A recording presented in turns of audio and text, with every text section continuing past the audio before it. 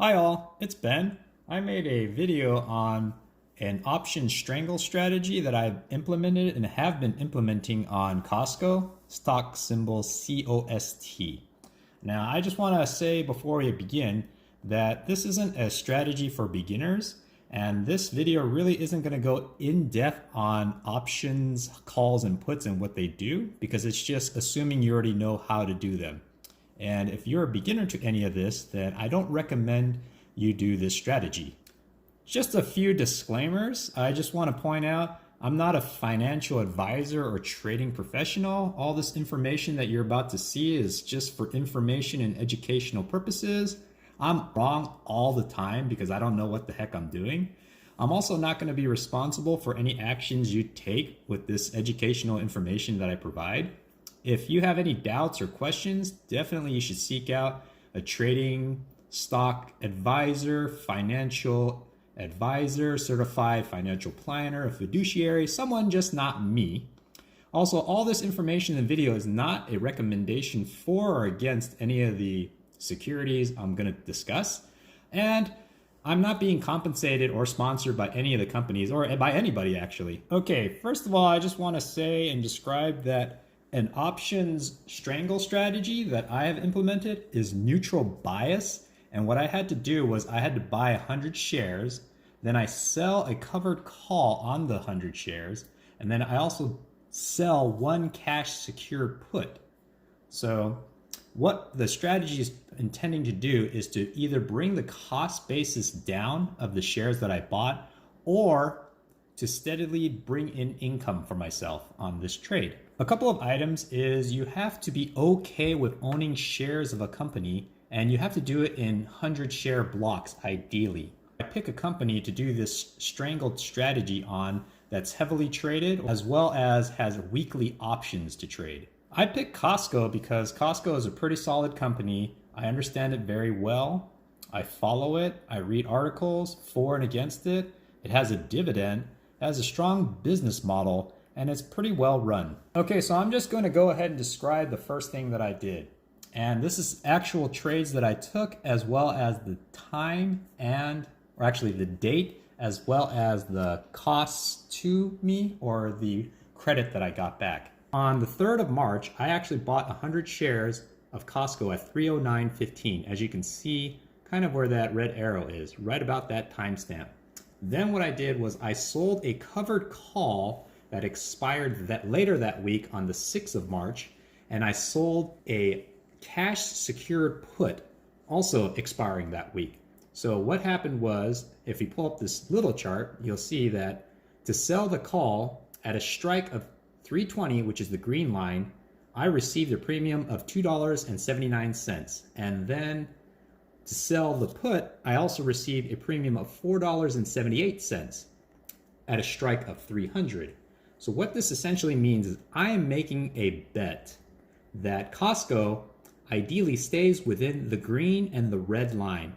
If it does that, then I get to keep my shares as is. I keep 100 shares, nothing happens. I don't get 100 more from the put, and I don't get my 100 taken away by the call. Now, as you can see by the expiration, which was the 6th of March, Costco kind of closed at around 310-ish, right? Which is between the 320 and the 300 of the sold call and the sold put, which meant as time progressed from when I put on the strangle, the time decay made it much more cheaper for me to buy back. And as you can see, on expiration, which is the Saturday of the expiration Friday, the 7th of March, it cost me nothing to clear out those option contracts, which meant I pretty much was able to bring the cost basis down of my 309.15 down to 301.58.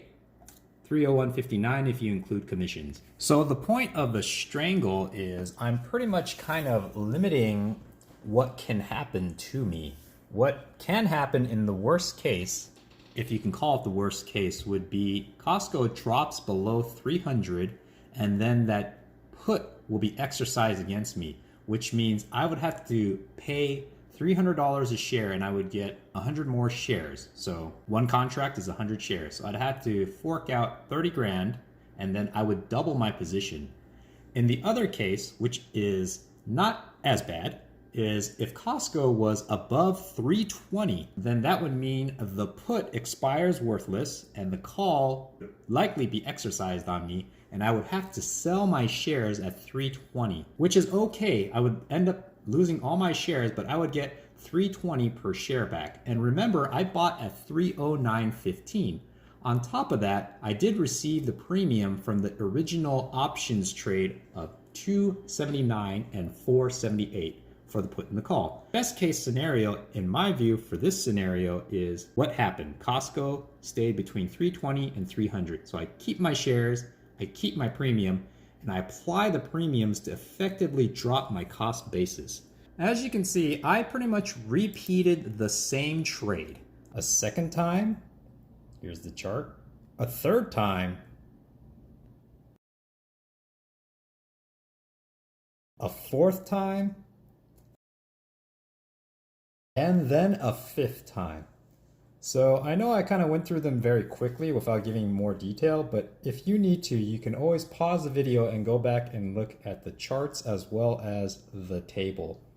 Now, if you look at this final table, I did 5 option strangle strategies, and there are some covered calls and some put plays that I did, but those were always just because I couldn't quite find a good strangle strategy.